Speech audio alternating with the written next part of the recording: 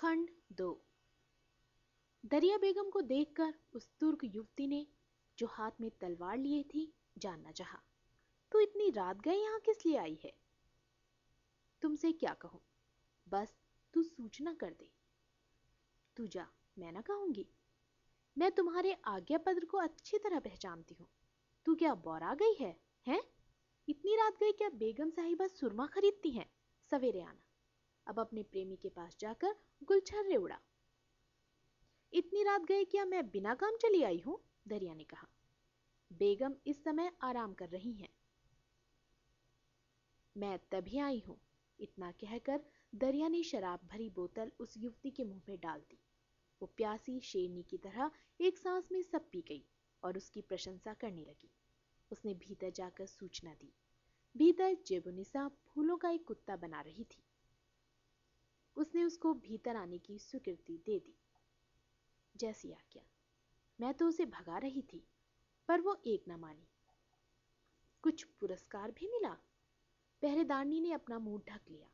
जेबुनिसा ने नाचने वालियों को रोककर दरिया को आने के लिए आज्ञा दी। दरिया ने झुककर सलाम किया और फूलों के बने कुत्ते को देखने लगी। कौन बना है? जेबुनिसा ने पूछा। बिल्कुल मुबारक मनसबदार जैसा। क्या लोगी, कुत्ता या आदमी? जेबुनिसा के माथे पर बल पड़ गए। फिर भी उसने हंसते हुए पूछा, जो तू पसंद करे। तब कुत्ता आपका, मुझे तो आदमी चाहिए। इस समय तो जो है उसे ही ले लो। ये कहकर जेबुनिसा ने कुत्ता दरिया की ओर उछाल दिया। दरिया ने उसे उठाकर कहा, आपकी कृपा से मुझे कुत्ता और आदमी दोनों ही मिल गए। कैसे? बेगम ने पूछा। वो तो मेरा ही है, मैं उसकी विवाहिता हूं। जेबुनिसा ने कहा। परे हट यहां से। दरिया, हाथ कंगन को आरसी क्या, आप पूछ सकती हैं। जेबुनिसा क्रोध से बोली, मेरे हुक्म से सबको अपने प्राणों से हाथ धोना पड़ सकता है। दरिया घबरा गई। वो शेरनी सब कुछ करने के योग्य थी। सो उसने कहा, शहजादी, मैं तो एक गरीब हूं, मुझे इन बस बातों से क्या लेना देना। क्या खबर भेजने आई है? बोल। एक नहीं, दो खबरें हैं। एक मुबारक से संबंधित है, आज्ञा हो तो बतलाऊं? कहो। वो ज्योतिषी से भाग्य के विषय में पूछ रहा था। ज्योतिषी ने क्या कहा? बेगम ने जानना चाहा। कहा कि शहजादी से विवाह करने से पद वृद्धि होगी। झूठ। वो वहां कब गया? आपसे मुलाकात करने से पहले। यहां कौन आया था? जेबुनिसा ने पूछा। पहले दरिया कुछ डरी, पर फिर साहस कर बोली, मुबारक।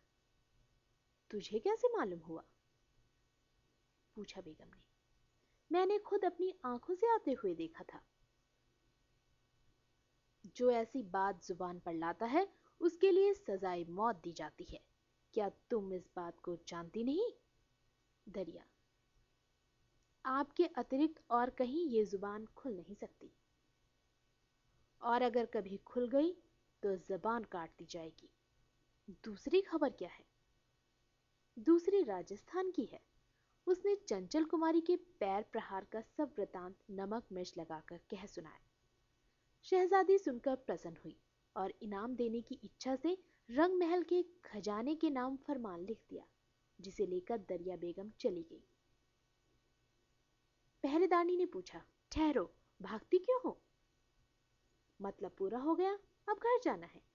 पहरेदारनी ने रुपयों में से अपना हिस्सा मांगा, पर दरिया ने उसे स्वयं रुपयों की जरूरत है कहकर उसके बदले एक गाना सुनाकर उसे टाल दिया। तभी पहरेदारनी गाने के लिए सारंगी ले आई। गाना सुन जेबुनिसा ने पूछा, कौन गा रहा है? किसी ने बतलाया, दरिया बीबी। जेबुनिसा ने ऐसा गाना कभी न सुना था। इतनी मीठी आवाज। उसने फिर वही गाना शहजादी को सुनाया। गाना सुनकर शहजादी ने पूछा, क्या मुबारक को कभी नहीं सुनाया था? इसे ही तो सुनकर उन्होंने मुझे अपना बनाया है। जेबुनिसा ने गुस्से में उसे फूलों का गुच्छा दे मारा और कुछ इनाम आदि देकर फिर कभी न आने की हिदायत दी। दरिया कुछ बुदबुदाई, फिर आऊंगी। ऐसे ही जलाकर आपको राख कर दूंगी। यूं तो औरंगजेब की अनेक बेगमें थी। नियमानुसार उनका कोई संबंध न था। अनेक वेतनभोगी भी थी, पर बादशाह जिससे सर्वप्रथम विवाह करता है वही पटरानी होती है। उस समय तक राजपूतों की कन्या से विवाह प्रथा प्रचलित हो चुकी थी। इसी कारण राजा की पटरानी जोधपुरी बेगम थी। पटरानी होने के बावजूद जोधपुरी बेगम राजा की प्रिय न थी। प्रिय तो थी उदयपुरी बेगम। हालांकि उदयपुर से उसका संबंध न था। वो एशिया से दूर पश्चिम प्रांत के जॉर्जिया की रहने वाली थी। एक व्यापारी द्वारा दारा ने उसके रूप से आकर्षित होकर उसे खरीद लिया। जब दारा औरंगजेब द्वारा परास्त हुआ तो राज्य सहित ये बेगम भी उसे प्राप्त हुई। उसने रानी उदयपुरी को अर्धांगिनी बना लिया। वो जितनी रूपवती थी उतनी शराब भी पीती थी। दिल्ली के बादशाह मुसलमान होते हुए भी शराबी कबाबी थे, इसलिए जनान खाना ही एक सुरक्षित स्थान था। जेबुनिसा ने महल में जाकर सलाम किया। हालचाल तो ठीक है, कहो इतनी रात गए कैसे आना हुआ? एक जरूरी खबर देने आई हूं। क्या डाकू मराठा पकड़ा अथवा मारा गया? इससे भी बढ़कर। इतना कह जेबुनिसा ने राजकुमारी का किस्सा कह सुनाया। उदयपुरी, बस इतनी सी बात? ये कुरूप लौंडिया आपका तंबाकू भरे, ये उचित नहीं। क्या ही अच्छा हो अगर रूपनगर की सुंदरी आपकी ये खिदमत करे। उदयपुरी ने भी नशे में स्वीकृति दे दी। उसके बाद बादशाह के आने पर उदयपुरी बेगम ने शराब में मस्त रूपनगर की सारी बात कह सुनाई और प्रार्थना की कि उसे तंबाकू भरने के लिए यहाँ बुलाया जाए। बादशाह की त्योरियां तन गई और उसने ऐसा करने का पक्का वायदा कर लिया। चांदनी के शीतल प्रकाश में श्वेत बालू के किनारे के मध्य बहने वाली यमुना के किनारे के पास विशाल महानगरी जगमगाते चमचमाते हुए रत्नों के समान शोभायमान है। संगमरमर के बने मीनार, बुर्ज तथा गुंबद आकाश को छूते हुए चांदनी के प्रकाश में बेतरह लुभावने लग रहे हैं। बाजारों में फूलों की वेणी और हार बेचने वालों के फूलों की सुगंध, इत्र गुलाब की सुगंध, चारों ओर फैली हुई नगर की रमणियों की मधुर हंसी, पायलों की रुंझुन अलंकारों की शान में और भी चार चांद लगा रही है। नगर की समस्त रौनक शायद चांदनी चौक में एकत्र हो गई है। वहां राजपूत जवान तुर्की घोड़ों पर सवार पहरा दे रहे हैं। दुकानों में कीमती सामान करीने से सजाया हुआ है। कहीं नर्तकी नाच रही है। सबसे ज्यादा भीड़ नजूमियों की है। हिंदू मुसलमान दोनों को इन पर बराबर विश्वास है। इसी के कारण औरंगजेब के बेटे अकबर ने 5000 सेना के होते हुए भी सेना के कूच में देरी होने से बाप से बड़ी करारी शिकस्त खाई और औरंगजेब ने चतुरता से अपनी योग्यता दिखलाकर विद्रोह को कुचल दिया था। चांदनी चौक में एक ज्योतिषी सिर पर पगड़ी बांधे आसन पोथी लिए बैठा है। वहां भारी भीड़ जमा है। बुर्का पहने एक औरत आती है। भीड़ होने से जाने को विवश है और बाहर ही चक्कर लगा रही है। इतने में एक सुंदर सुडौल शरीर का घुड़सवार आता है। उसका परिधान देखकर वो श्रेष्ठ कुल का जान पड़ता है। घोड़ा भी अच्छी नस्ल का है। बुर्के वाली औरत लगाम पकड़कर खां साहब कहकर आवाज लगाती है और कभी मुबारक कहकर पुकारती है। तुम कौन हो? वो आश्चर्य से पूछता है। दरिया। क्यों, तुम नहीं पहचानते? मुबारक। दरिया बीबी तुम? दरिया। जी हुजूर। तुम यहाँ क्या कर रही हो? मुबारक ने पूछा। दरिया। क्यों, मैं तो सब जगह आती हूँ, तुमको क्या एतराज है?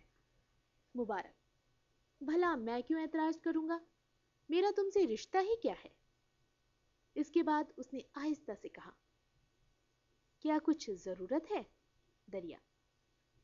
माफ कीजिए, मुझे कुछ नहीं चाहिए, इत्र बेचकर गुजर हो जाती है। फिर मुझे क्यों पकड़ा? मुबारक ने पूछा। दरिया। तनिक नीचे तो उतरो। मुबारक नीचे उतर गया और कारण पूछने लगा। दरिया। एक ज्योतिषी यहाँ आया है, सब ठीक ठीक बतलाता है, तुम भी अपनी किस्मत के विषय में पूछ लो। मुबारक। तुम क्यों नहीं पूछ लेती? दरिया। मेरी किस्मत में क्या है ये मैं जानती हूँ, मैं केवल तुम्हारी किस्मत के बारे में जानना चाहती हूँ। इतना कहकर दरिया उसे खींचकर ले जाने लगी। मुबारक को अपने घोड़े की चिंता हुई। पास ही खेलते हुए लड्डू खा रहे 3 लड़कों को अपने लड्डू देने का लालच देखकर घोड़े की निगरानी को कहकर उसके साथ चल दिया। मुबारक को देखकर लोगों ने मार्ग बना दिया। नजूमी ने उसे बतलाया कि वो जल्दी ही शादीशुदा हो जाएंगे। भीड़ में छिपे दरिया ने कहा, विवाह तो हो चुका। किसने कही ये बात? ज्योतिषी ने पूछा। मुबारक, है कोई पगली? आप आगे बतलाएं। ज्योतिषी, आप किसी राजकुमारी से शादी करें तो उन्नति अवश्य प्राप्त होगी। भीड़ के भीतर छिपी दरिया बोली, और मौत भी। ज्योतिषी, ये कौन है? वही पगली औरत, मुबारक ने झल्लाकर कहा। ज्योतिषी, ये पगली नहीं, ऐसा लगता है मानवी है। मैं आपका हाथ नहीं देखूंगा। मुबारक कुछ न समझ सका। ज्योतिषी को कुछ देकर वो दरिया को ढूंढने लगा। जब वो ना मिली तो हताश हो किले की ओर चल दिया। दिल्ली के किले की राजप्रसाद माला की थोड़ी सी भूमि में जितनी धनराशि, रत्न राशि और पाप राशि एकत्र थी, वो सारे भारत में कहीं नहीं थी। राजप्रसाद माला का केंद्र जनान खाना था। वहां कुबेर और कामदेव का राज्य था। वहां के सभी कमरे विचित्र थे, सजावट निराली थी। रंग महल में रहने वाले भी अनूठे थे। वहां सब कुछ विचित्र था। जेबुनिसा का विलास भवन उनमें विशेष था। काले सफेद पत्थरों का इसका भवन बना था। दीवारें सफेद संगमरमर की बनी थी। पत्थर में रत्न की लता, पत्ते, फूल, फल, चिड़िया और रत्न के ही मोर थे। दर्पण भी लगे थे। फर्श पर भी कालीन, उस पर हाथी दांत का बना पलंग था, जिस पर जरी का गद्दा और मखमल के तकिए थे। सेज पर सुगंधित फूल बिखरे थे। पात्रों में इत्र भरा था। शराब के जाम रखे निराली शोभा दे रहे थे। जेबुनिसा खिड़की में खड़ी तारों की शोभा का आनंद ले रही थी। तभी मुबारक ने भीतर प्रवेश किया। बिना बुलाए जो आए वही प्रेमी होता है, जेबुनिसा ने कहा। मुबारक, बिना बुलाए आया इसके लिए क्षमा प्रार्थी हूं, पर चोर और भिखारी सदा ऐसे ही आते हैं। जेबुनिसा, तुम क्यों भिक्षा मांगते हो मुबारक? मुबारक, मैं चाहता हूं कि मुल्ला के हुक्म में मेरा हक हो। जेबुनिसा, फिर वही बात, शहजादियां शादी नहीं करती। मुबारक, तुम्हारी बहनों ने तो की है। जेबुनिसा, उन सब ने शहजादों से शादी की है। शहजादियां शहजादों से ही शादी करती हैं, 200 के मामूली आदमी से नहीं। मुबारक, तुम मालिक मुल्क हो, जो चाहोगे वही मिल जाएगा। बादशाह से क्यों नहीं करती? अनुचित बात के लिए मैं क्यों बादशाह से कहूं? जेबुनिसा ने कहा। मुबारक, क्या ये ठीक है शहजादी? जेबुनिसा, क्या? ये महापाप? मुबारक ने पूछा। जेबुनिसा, पर ये महापाप कौन कर रहा है? मुबारक, क्या आप नहीं जानती? जेबुनिसा, अगर ये महापाप है तो यहां आने की कभी हिम्मत ना करना। इतना साहस होता तो यहां क्यों आता? मैं तो आपका दास बन गया हूं। मुबारक ने मन की बात कही। जेबुनिसा, ये बात है तो फिर मेरी इच्छा अनुसार काम करो।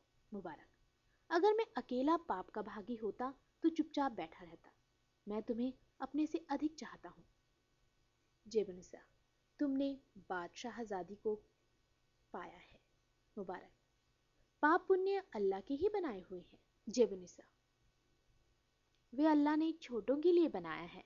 मैं क्या राजपूत कन्या हूं या फिर हिंदू कन्या? अगर मेरे लिए ये पाबंदी होती तो मैं राजा के घर न पैदा होती। मुबारक एकदम पथरा सा गया। यदि कोई और होता तो कहता तुम पर कहर पड़े खुदा का। जेबुनिसा के रूप में वो मोहित होने के कारण विवश था। फिर ऐसी बात जुबान पर ना लाना, जेबुनिसा ने समझाया। मुबारक, मुझे डराने की आवश्यकता नहीं है। मैं जानता हूं कि ऐसी बेअदबी करने से मेरा सिर काटा जा सकता है। मौत के अतिरिक्त क्या और कोई सजा तुम्हारे लिए नहीं है? ज़ेबुनिसा ने पूछा। मुबारक, अवश्य है, वो तुम्हारी जुदाई है। ज़ेबुनिसा, बेकार की बातें करने से ऐसा भी हो सकता है? मुबारक समझ गया कि इस पापिष्ठा का त्याग करने से बहुत अनर्थ हो जाएगा, जबकि बादशाह सलामत स्वयं उसके गुलाम है। वो उस पाप रूपी कीचड़ से छुटकारा नहीं पा सकता। मुबारक नम्र भाव से बोला, आपकी इच्छा अनुसार जैसा कहेंगी मुझे स्वीकार है, पर मेरी इच्छा का सदैव ध्यान रखना। शहजादी ने प्रसन्न हो मदिरा पान कराकर इत्रपान देकर विदा किया। रंगमहल के बाहर दरिया बीबी मिली। बोली, क्या शहजादी से शादी पक्की हो गई? तुम कौन हो? मुबारक ने कहा। वही दरिया बेगम। तू चुड़ैल फिर कहां से आ गई? मुबारक बोला। मेरा काम खबरें बेचना है। मुबारक घबरा गया। दरिया ने कहा, क्या राजकुमारी से विवाह होगा? कौन राजकुमारी? मुबारक एकदम अनजान बन गया। शहजादी ज़ेबुनिसा। क्या शहजादी को राजकुमारी नहीं कहते? मैं तुम्हें मार डालूंगा। मैं शोर मचा दूंगी। दरिया बेगम ने कहा, अगर तुमने ऐसा किया तो तू खबर बेचने कहां जाती है? ज़ेबुनिसा के पास। अब कौन सी खबर बेचेगी? यही कि तुम नजूमी के पास भाग्य जानने के लिए गए थे। उसने शहजादी से विवाह करने को कहा। इससे पदवृद्धि होगी। ये मुझे किस कसूर की सजा दे रही है? हताश मुबारक बोला। मैंने क्या अपराध किया था जो मुझे इतना जुल्म सहना पड़ा? इससे बढ़कर तुम कर ही क्या सकते थे? मेरे जैसे कितने ही हैं तुम्हारे पास? तुम्हारे जैसा पापी एक भी नहीं है मेरे पास। मैं पापी नहीं। इतनी बातें यहां करना ठीक नहीं। किसी और जगह चलो, सब समझा दूंगी। मुबारक फिर ज़ेबुनिसा के पास पहुंचा और दोबारा आने के लिए क्षमा मांगी। दरिया बीबी आपसे मिलने आई है। वो पगली है। अगर कुछ कहे तो आप पूछताछ किए बिना नाराज ना होना। क्या हिम्मत मेरी जो मैं नाराज हूं? तुम्हारी बुराई मैं नहीं सह सकती। इस गरीब पर आपकी ऐसी कृपा ही बनी रहे। ये कहकर मुबारक वहां से विदा हो गया। दूसरे दिन बादशाह की आज्ञा जारी हो गई। रूपनगर राज्य पर एक आदेश जारी हुआ, जिसका भाव ये था, बादशाह रूपनगर की राजकुमारी के अपूर्व रूप लावण्य से प्रभावित होकर वहां के राव साहब से प्रसन्न हैं। उन्हें पुरस्कृत करने के उद्देश्य से उनकी कन्या से विवाह करना चाहते हैं।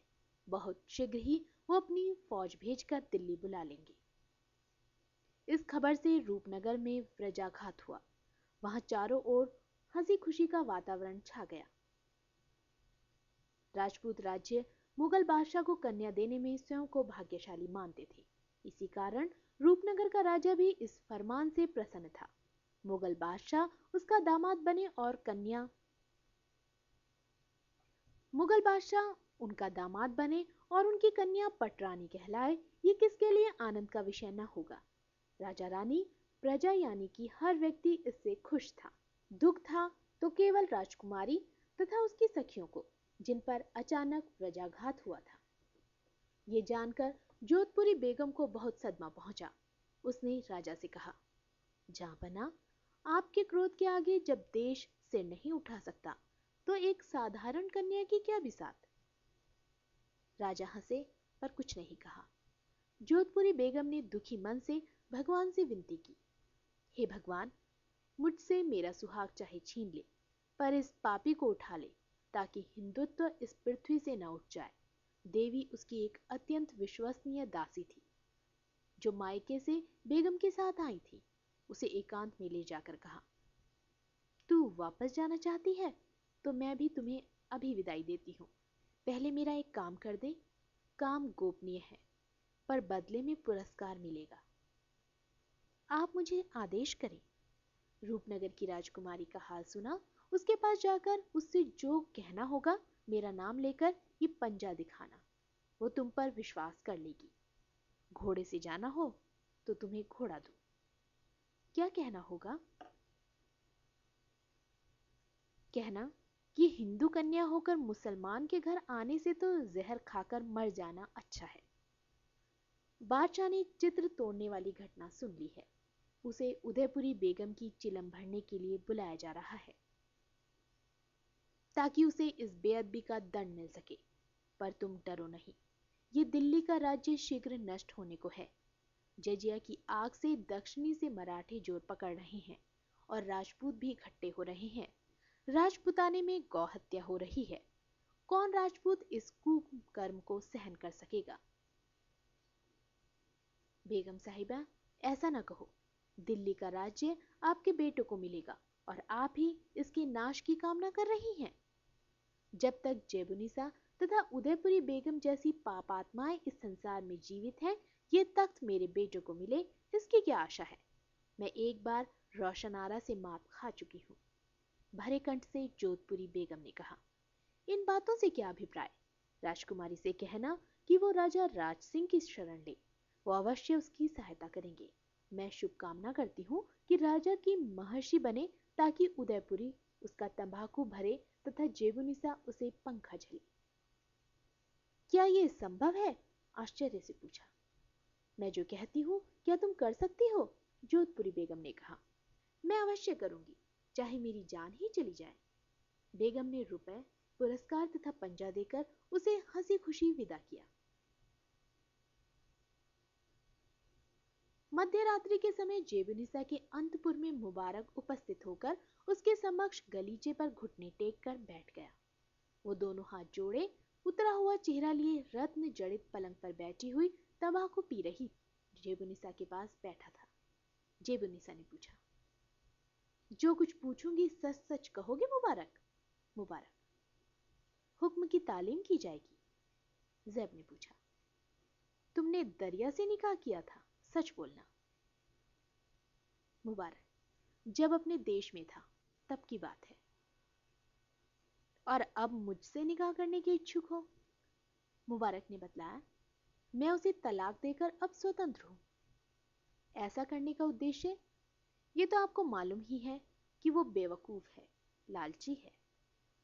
ऐसा तो नहीं जान पड़ता? जेबुनिसा ने कहा। वो अपने मतलब से यहां आती है और उस समय वो पागल दिखलाई नहीं पड़ती, जबकि इसके अतिरिक्त हर समय पागल बनी रहती है। क्या तुम अब उसे भेज दोगे?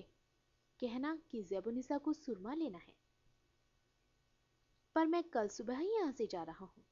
कहां? पूछा जेबुनिसा ने। रूपनगर के राव साहब की लड़की को लाने के लिए फौज के साथ जाना है। इसके विषय में भी मुझे कुछ कहना है। पहले ये बताओ कि ज्योतिषी के पास भाग्य पूछने गए थे क्या? अवश्य गया था। लेकिन क्यों गए थे? जेबुनिसा ने पूछा। सभी जाते हैं, अगर मैं चला गया तो इसमें बुरा क्या है? वैसे दरिया मुझे ले गई थी। ये कहकर जेबुनिसा फूलों को देखने लगी। फिर कुछ देर बाद बोली, किस लिए गए थे? मुबारक ने विस्तार पूर्वक सारा विवरण बतला दिया और ये भी बताया कि ज्योतिषी के कथानुसार अगर वो शहजादी से शादी कर ले तो उसकी पदोन्नति होगी। हिंदू लोग शहजादी को राजपुत्री कहते हैं। ज्योतिषी ने क्या कहा था? कहा, शहजादी और राजपुत्री की एक ही बात नहीं है। क्यों नहीं? शहजादी राजपुत्री ही होती है। क्या इसलिए उस दिन मुझसे विवाह को कहा था? मैंने केवल धर्म को ध्यान रखते हुए ऐसा कहा था। खैर छोड़ो, अब इन बातों की विशेष जरूरत नहीं है। तुमने इतने प्रश्न पूछे, उनका जवाब ना पाकर क्रोध में ना आना, इसमें मुझे दुख होगा। तुम मेरे प्रिय हो, तुम्हें देखकर मुझे प्रसन्नता होती है। मेरे पास पलंग पर बैठो तो मैं तुम्हारे इत्र लगाऊं। इत्र मलते हुए जेबुनिसा ने मुबारक से रूपनगर वाली बात छेड़ते हुए कहा, ना मालूम राजकुमारी को उसका पिता देने को स्वीकार भी करे या ना करे। ना दे तो जबरदस्ती ले आना। ऐसी आज्ञा बादशाह ने तो नहीं दी है, मुबारक ने बतलाया। बादशाह की जगह मुझे समझो। अगर बादशाह का यह अभिप्राय नहीं तो फौज भेजने का उद्देश्य मार्ग में सुरक्षा के लिए, मुबारक ने कहा। बादशाह की सेना जिस मकसद के लिए भी जाए उसका होना जरूरी है। जैसे भी बन पड़े उसे लाना तुम्हारा काम है। राजा क्रोधित हो तो मैं संभाल लूंगी। जेबुनिसा ने पासा फेंका। आपका हुक्म सिर आंखों पर। पर अगर आप इसका मतलब बतला दे तो इससे मुझे संतोष हो जाएगा। यही तो मैं कहने वाली थी कि राजकुमारी मेरी ही चाल से यहाँ लाई जा रही हैं। उससे मतलब वो ये कि उदयपुरी बेगम की प्रशंसा अब मेरी सहन शक्ति से बाहर है। सुना है कि वो रूप लावण्य की प्रतिमा है। इसके सामने बादशाह के लिए उदयपुरी का मान कम हो जाने से ये कांटा मेरी राह से स्वयं हट जाएगा। अगर देखो कि वो अधिक रूपवती है। मैंने उसे आज तक नहीं देखा, मुबारक ने बतलाया। देखना हो तो इस पर्दे की आड़ में छिपकर देख सकते हो। नहीं, जेबुनिसा हंसकर बोली, तुम्हारे जैसे धूर्तों से दिल्ली भरी पड़ी है। पर जाने दो, जो कहूं उसे सुनते जाओ। यदि वो उदयपुरी से बढ़कर हो तो उससे कहना कि मेरी वजह से यहां लाई जा रही है। अगर देखो वैसी ना हो तब क्या करूं? मुबारक ने जानना चाहा। तो तुम शादी के बहुत इच्छुक हो, उससे शादी कर लेना। उसके उपरांत राजा जो आज्ञा देंगे उसका करना मेरा काम। तो इस नाचीज से आपको जरा भी प्यार नहीं? शहजादी और प्रेम? तब भगवान ने शहजादियों को क्यों पैदा किया? सुख के लिए। प्रेम दुख का ही दूसरा नाम है। मुबारक कुछ भी सुनने का इच्छुक न था, इसलिए उसने थोड़े रोष से कहा, बादशाह की जो बेगम हो उसे हम कैसे देख सकते हैं? छिपकर, जेबुनिसा ने कहा। बादशाह नाराज हुए तब? इसका जवाब मैं दूंगी। आप जैसा चाहें वही होगा, पर इस गरीब पर भी कुछ कृपा दृष्टि रखना। कहा तो है तुम मेरे सर्वस्व हो। क्या ये भीतरी दिल से कह रही हो? कह तो दिया, प्रेम करना गरीबों को शोभा देता है, शहजादियों को नहीं। मुबारक घायल दिल लेकर वहां से चुपचाप चल दिया। उसकी आंखों में भविष्य के सपने घूम रहे थे। राजकुमारी को अकेले में आंसू बहाते देखकर निर्मल कुमारी राजा नंदिनी चंचल कुमारी के समीप जा बैठी। उसके हाथों में उस दिन खरीदे गए चित्रों में से एक चित्र था। निर्मल को देखकर उसने हाथ वाला चित्र उलट कर नीचे रख दिया। निर्मल तुरंत ताड़ गई कि वो उसका चित्र है। निर्मल ने पूछा, अब क्या उपाय किया जाए? उपाय कुछ भी हो, पर मैं किसी कीमत पर मुगल की राज। निर्मल ने पूछा, अब क्या उपाय किया जाए? उपाय कुछ भी हो, पर मैं किसी कीमत पर मुगलों की दासी बनने के लिए तैयार नहीं। ये मुझे मालूम है जो तुम चाहती हो, पर बादशाह के हुक्म के आगे किसी की क्या बिसात? फिर तुम्हारे पिता में इतनी शक्ति कहाँ है जो उसे हरा सके? दुनिया में कौन नहीं चाहता कि उसकी पुत्री दिल्ली के तख्त पर बैठे? फिर तुम्हें पटरानी होने में इतना संकोच क्यों है? कुछ क्रोध में आकर वो बोली, निर्मल तू यहां से निकल जा। निर्मल ने जब किसी भी तरह समझते ना देखा तो उससे कहा, मैं तो चली ही जाऊंगी, पर क्या ये कभी सोचा है कि ऐसा करने से तुम्हारे पिता की क्या हालत होगी? मैं सब जानती हूँ कि अगर ऐसा ना हुआ तो रूपनगर के सर्वनाश के साथ मेरे पिता की बर्बादी हो जाएगी, पर मैं ऐसा क्यों होने दूंगी? मैं फौज सहित दिल्ली चली जाऊंगी, राजकुमारी चंचल ने कहा। फिर? निर्मल ने पूछा, तू ये समझती है कि वहां जाकर मैं शादी कर लूंगी? राज सिंह क्या कभी बगुले की साथिन बन सकती है? राजकुमारी ने कहा। निर्मल, फिर क्या उपाय करोगी? क्या किया जा सकता है? ऐसा कौन वीर है जो मेरा उद्धार करने के लिए मुगल राज्य का शत्रु बन बैठे? राजपुताने के सब राजे पहले से ही मुगलों के अधीन हैं। ऐसा कहना आपको शोभा नहीं देता, परोपकार के लिए कोई यूं ही सब कुछ दांव पर नहीं लगा देता। प्रताप तथा संग्राम जैसे वीर आज न सही, पर क्या राज सिंह को तुम भूल गई जो तुम्हारे लिए जान की बाजी लगा देंगे? इससे क्या, बाहुबल होते हुए कौन राजपूत शरणागत की रक्षा नहीं करता? मैं भी ये सोच रही थी। मैं उनकी शरण में जाऊं तब क्या वो मेरी रक्षा करेंगे? क्या तुम्हें राजपूतों पर विश्वास नहीं कि वो देश और सिपाहियों के रक्षक हैं? निर्मल चंचल की स्थिर दृष्टि देखकर बोली, राजकुमारी, जो आपका कल्याण करेगा उसे आप बदले में क्या देंगी? मेरे पास है ही क्या देने को? राजकुमारी ने लाचारी से कहा। क्या तुम स्वयं सुंदर उपहार नहीं हो? निर्मल ने पूछा। चल शरीर कहीं की, और चंचल शर्मा गई। वीर राजपूतों के यहाँ तो यही प्रथा है, अगर आज यदुपति होते तो आकर अवश्य उद्धार करते, निर्मल ने बताया। चंचल मौन रह गई। मेघमाला के ऊपर सूर्य की किरणें पड़कर नए सौंदर्य की रचना करती हैं, उसी प्रकार चंचल का चेहरा भी लज्जा के सौंदर्य से खिल उठा। वो बोली, मेरा ऐसा सौभाग्य कहाँ जो मैं उन्हें पा सकूं। सुना है कि उनकी भुजाओं में बल है, क्या कोई विश्वास पात्र दूत उनके पास नहीं भेजा जा सकता, निर्मल ने सुझाया। अवश्य, गुरुदेव से अधिक मुझे कौन चाहेगा, इसलिए उन्हें ही बुला लाओ, चंचल ने कहा। ठीक उसी समय एक रत्न बेचने वाली के आने की सूचना राजकुमारी को मिली। राजकुमारी ने कहा, मुझे इस समय कुछ नहीं खरीदना, उसे वापस भेज दो। हमने उसे लौटाने का हर संभव प्रयास किया, पर वो नहीं मानी। शायद उसे कोई काम भी है, दासी ने कहा। विवश होकर राजकुमारी ने स्वीकृति प्रदान कर दी। उसने जब कुछ बेकार मोती दिखलाए तो राजकुमारी ने चिढ़कर कहा, क्या यही दिखाने के लिए इतनी उतावली हो रही थी तुम? नहीं, मेरे पास दिखाने लायक कई चीजें और भी हैं। तनिक एकांत में चलिए। जब राजकुमारी ने निर्मल के अतिरिक्त शेष सभी सखियों को भेज दिया, तब उस स्त्री ने जोधपुरी बेगम का पंजा दिखलाया, जिसे देखकर उसने कहा, ये तुमने कहां से पाया? इसे मैंने जोधपुरी बेगम से पाया। तुम उनकी कौन हो? राजकुमारी ने पूछा। मैं उनकी विश्वास पात्र दासी हूं। तो ये पंजा क्यों लेकर यहां आई हो? उसने सब बातें चंचल से कही। उन्हें सुनकर निर्मल और चंचल एक दूसरे का मुंह ताकने लगी। चंचल ने देवी को पुरस्कार देकर विदा किया। देवी जाते समय पंजा नहीं ले गई, उसे वहीं छोड़ गई। उसके जाने पर राजकुमारी ने कहा, निर्मल, उसे बुलाओ, वो अपना पंजा तो भूल गई। भूल नहीं गई है, जानबूझकर छोड़ गई है। मैं इसे लेकर क्या करूंगी? राजकुमारी ने पूछा।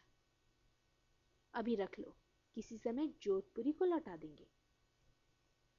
चाहे जो हो, उदयपुरी की बातों से मेरा साहस बढ़ गया। मुझे राज सिंह की मदद की तुरंत जरूरत है, उन्हीं का आश्रय लेना होगा, यही उचित रहेगा। उसी समय गुरुदेव भी वहां आ गए। उन्होंने चंचल से पूछा, बेटी, मुझे कैसे याद किया? चंचल, रक्षा के लिए। आपके अतिरिक्त और कोई मुझे बचा नहीं सकता, मुझे तो केवल आपका सहारा है। तब अनंत मिश्र बोले, मैं समझ गया, रुक्मणी का विवाह है, इसी कारण पुरोहित को द्वारिका जाना पड़ेगा। मार्ग व्यय के लिए व्यवस्था करो, मैं तैयार हूं। राजकुमारी ने उन्हें एक थैली निकाल कर दी, उसमें अशर्फियां थी। गुरुदेव ने उनमें से केवल 5 रखकर शेष लौटा दी और कहा, क्या मैं एक बात पूछ सकता हूं? आप मुझे जो कहेंगे वो मेरे लिए शिरोधार्य है, राजकुमारी बोली। क्या राज सिंह को एक चिट्ठी दे सकोगी? चंचल ने सोचकर कहा, मैंने उन्हें देखा नहीं, पर जब उनसे आश्रय मांग ही रही हूं तो लाज कैसी, अवश्य लिख दूंगी। मैं लिखाऊं या स्वयं लिख लोगी? अनंत मित्र बोले। आप ही लिख दें, निर्मल ने बीच में आकर कहा। ये स्त्री बुद्धि का काम है, हम दोनों मिलकर स्वयं ही पत्र लिख लेंगी। मिश्र जी चले गए। घर न जाकर वो राजा विक्रम सिंह के पास पहुंचे और कहा, अब मैं देशाटन के लिए जाना चाहता हूँ, महाराज को आशीर्वाद देने आया हूँ। उन्होंने कहा कि वो उदयपुर तक जा रहे हैं। उन्होंने राणा से परिचित होने के लिए पत्र मांगा, जो राजा ने लिख दिया। अनंत मित्र राजा से पत्र ले चंचल के पास पहुंचे। तब तक चंचल और निर्मल भी पत्र लिख चुकी थी। राखी सहित पत्र उन्हें देकर चंचल ने कहा, राणा के पत्र पढ़ लेने पर ये राखी उन्हें बांध देना। राजकुमारी ने प्रणाम कर उन्हें विदा किया। अनंत मिश्र आशीर्वाद दे वहां से चल पड़े। कुछ ही समय के बाद वो उदयपुर के बीहड़ मार्ग पर थे।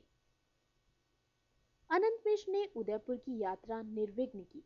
उन्होंने एक नौकर के अलावा अन्य किसी को साथ न लिया। मार्ग बहुत ही दुर्गम था, ऊंचा नीचा पर्वतीय रास्ता था। एकाहारी ब्राह्मण जिस दिन जहां आश्रम पाते उस दिन वहीं आश्रय ग्रहण कर लेते हैं। रास्ते में डाकुओं का भय था, पास में रत्नों की माला होने के कारण अकेले नहीं चलते। एक दिन देवालय से चलते समय उन्हें साथी खोजना पड़ा। 4 आदमी वहीं देवालय की धर्मशाला में ठहरे थे। प्रातः होते ही वो ब्राह्मण के साथ चल पड़े और पूछने लगे, कहाँ जाओगे? उदयपुर जाऊंगा, मिश्र जी ने बताया। हम भी वहीं जाएंगे, चलो साथ हो गया। कितनी दूर है उदयपुर? मिश्र ने पूछा। पास ही है, शाम तक पहुंच जाएंगी। ये जगह राणा के राज्य में आती है। आपस में बातचीत करते हुए वो कुछ और आगे बढ़े। रास्ता बड़ा कठिन था। आसपास कोई आबादी न थी। अब तक कठिन रास्ता लगभग तय हो चुका था। दोनों ओर ऊंचे पर्वत थे। बीच में एक छोटी सी नदी बहती थी। नदी के किनारे एक सर्पाकार पगडंडी थी। किसी ओर से कोई देख नहीं सकता था, केवल पहाड़ के ऊपर से ही दिखता था। एक यात्री ने ब्राह्मण से पूछा, तुम्हारे पास कितना पैसा है? ये जानकर कि वो डाकू है, अनंत मिश्र घबरा गए। मेरे पास पैसा कहाँ है, मैं तो निर्धन ब्राह्मण हूं। जो कुछ हो हमें दे दो, यहाँ डाकू रहते हैं। मिश्र जी के हृदय में पहले आया रत्न साखी उन्हें दे दूं, पर उन्हें अपरिचित जानकर उन पर विश्वास न किया। कुछ सोचकर उनसे कहने लगे, मैं भिक्षुक हूं, मेरे पास क्या हो सकता है मित्र? एक ने ब्राह्मण को धक्का दिया और छाती पर चढ़कर मुंह पर हाथ रख दिया। मिश्र जी का नौकर ऐसा भागा कि कोई देख न सका। दूसरे यात्री ने गठरी छीन ली और चंचल के दोनों पत्र तथा रत्न राखी और अशर्फी निकाल ली। धन ले लेने पर डाकू ने ब्राह्मण की हत्या न करने की बजाय उसे छोड़ देना उचित समझा। दूसरे ने कहा, छोड़ना नहीं, वरना ये सबको बतला देगा। आजकल राणा इसी जंगल में है, इसे किसी पेड़ से बांध दो। मिश्र जी के हाथ पैर बांध उन्हें एक वृक्ष से बांध दिया। इसके बाद वो पत्र तथा राखी लेकर पर्वत की ओर चले गए। एक सवार पर्वत पर खड़ा ये सब दृश्य देख रहा था। डाकू नदी के किनारे वन के भीतर घुसकर एक रास्ते में कुछ दूर जाने के बाद एक गुफा में चले गए। सवार ने उसी स्थान से देखा कि वो चारों एक आदमी को बांधकर चले गए हैं। सवार ने पर्वत पर खड़े हुए देखा कि वो किस ओर गए हैं। जब वे पर्वत की आड़ से दिखाई देने बंद हो गए तो वो अपने घोड़े से उतरा। उसकी गर्दन थपथपाकर कहने लगा, विजय, यहीं ठहर, मैं भी आता हूं, शोर न मचाना। सवार पहाड़ से उतरा और उस आदमी के पास पहुंचकर उसे मुक्त कर उससे सारा हाल पूछा। मैं 4 अपरिचित व्यक्तियों के साथ, जो मुझे राह में ही मिले थे, जा रहा था। यहां पहुंचकर उन्होंने मारपीट कर मेरा सब कुछ छीन लिया। वो क्या ले गए हैं? उस अजनबी ने पूछा। एक रत्न राखी, एक अशर्फी, 2 पत्र थे, मिश्र ने बतलाया। आप यहीं ठहरे, मैं भी उन्हें देखता हूं, वो कहाँ गए हैं? आप अकेले क्या करेंगे? वो 4 हैं। मिश्र जी ने संदेह प्रकट किया। इसकी आप तनिक चिंता न करें। जिस मार्ग से डाकू गए थे वो उसी मार्ग से सतर्कता पूर्वक वन में भीतर गया, पर कोई मार्ग न मिला। कुछ सोचकर वो फिर पहाड़ पर चढ़ने लगा। थोड़ी दूर चलने के बाद चारों ओर दृष्टि घुमाकर देखा तो उसने पाया, वो देखने लगा कि कहाँ जाते हैं। कुछ देर चलने के बाद वो नीचे उतरे और फिर दिखलाई न दिए। सवार ने सोचा शायद वो विश्राम करने लग गए हों, या हो सकता है वहां कोई गुप्त गुफा हो। वो पहाड़ से उतरकर वन में घुसा और वहीं पहुंचा जहां उन्हें देखा था। वहां एक गुफा के भीतर कुछ मनुष्यों को बातचीत करते सुना। वह व्यक्ति बहुत सावधानी से गुफा के द्वार के पास पहुंचकर चुपचाप बातें सुनने लगा। डाकू लुटे हुए माल का बंटवारा करने के विषय पर वार्ता कर रहे थे। सवार ने अपने भाले को वन में छिपा दिया और तलवार निकाल ली। बाएं हाथ से पिस्तौल कसकर पकड़ ली। बहुत सावधानी पूर्वक कदम रखते हुए गुफा में उनके निकट पहुंचकर बातें सुनने लगा। दल का मुखिया द्वार की ओर पीठ किए हुए बैठा था। उनमें से एक ने कहा, माणिकलाल, अब धन का क्या किया जाए? पहले तो इसी का निर्णय होना जरूरी है। दूसरे ने कहा, अशर्फी को 4 भागों में बांटकर एक एक हिस्सा सबने ले लिया। बाकी माल का बिना बेचे बंटवारा होना असंभव था, इसलिए वो पड़ा रहा। अब रह गई चिट्ठियां, उनका क्या किया जाए? सरदार ने उन्हें जलाने की सलाह दी। तब दोनों पत्र माणिकलाल को सौंप दिए गए। माणिकलाल उन्हें पढ़कर बेतरह प्रसन्न हुआ। उसने सबको सुनाया। सुनकर सभी खुश हुए। माणिकलाल ने बताया कि चिट्ठियां राणा को देने से बहुत धन प्राप्त हो सकता है। सरदार ने कहा, मूर्ख, जब राजा पूछेंगे कि यह पत्र कहां से मिला तो क्या उत्तर दोगे? कुछ ना कह सकने से इनाम के बदले कारागार से पुरस्कृत किया जाएगा। पत्र ले जाकर बादशाह आलमगीर को देने चाहिए, तभी इनाम प्राप्त हो सकता है। सरदार अपनी बात पूरी भी नहीं कर पाया था, उसके मुंह की बात मुंह में रह गई कि तभी अचानक उसके सिर धड़ से अलग हो भूमि पर जा गिरा। उसके बाद उस व्यक्ति ने दूसरे डाकू को, जो सरदार के पास था, कसकर लात मारी और वो अपनी चेतना खो भूमि पर गिर पड़ा। तब उस व्यक्ति ने बाकी दो को भी देखा। एक तो गुफा के कोने से उस पर पत्थर का प्रहार करने ही जा रहा था कि उसे उसने पिस्तौल से भून दिया।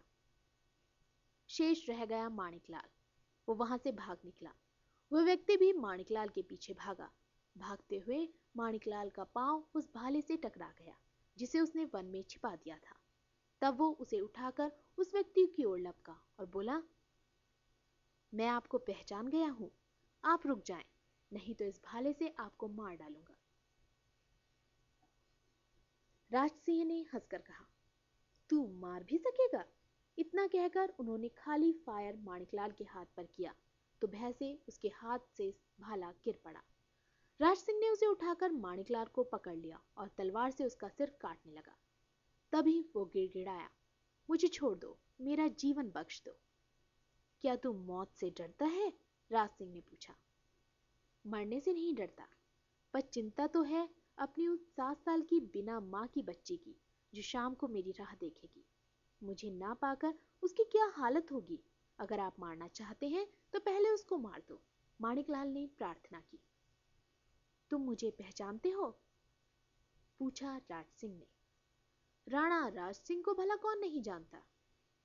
मैं तुम्हें जीवन दान देता हूं, पर तूने ब्राह्मण का धन चोरी किया है, इसके लिए अगर तुम्हें सजा न दूं तो राजधर्म से गिर जाऊंगा। महाराज, मैं इस पाप कार्य में नया ही फंसा हूं। मैं स्वयं आपके समक्ष दंड ग्रहण करता हूं। ये कहकर वो झुक गया और उसने अपनी कमर से छुरा निकालकर अपनी तर्जनी उंगली काटकर राज सिंह से कहा, इस दंड को स्वीकार करें। इतना ही पर्याप्त है, अपना नाम बतलाओ। इस अधम को माणिकलाल कहते हैं। मैं राजपूत कुल का कलंक हूं। माणिकलाल, आज से तुम मेरे सैनिक नियुक्त हो। तुम घुड़सवार सिपाही अपनी कन्या सहित उदयपुर आकर रहो, सारी सुविधा प्राप्त होगी। माणिकलाल ने उनकी चरण रज मस्तक पर लगाकर उन्हें वहीं बिठाकर मोतियों की राखी, अशर्फी के 4 टुकड़े तथा पत्थरों को ले आया और बोला, हमने ब्राह्मण का जो कुछ चोरी किया वो यही है। दोनों पत्र आपके हैं, मैंने इन्हें पढ़ लिया है, इसके लिए क्षमा प्रार्थी हूं। राजसिंह ने पत्र तथा सामान हाथ में लेकर कहा, ये पत्र पढ़ने का स्थान नहीं, इसलिए अभी मेरे साथ आओ।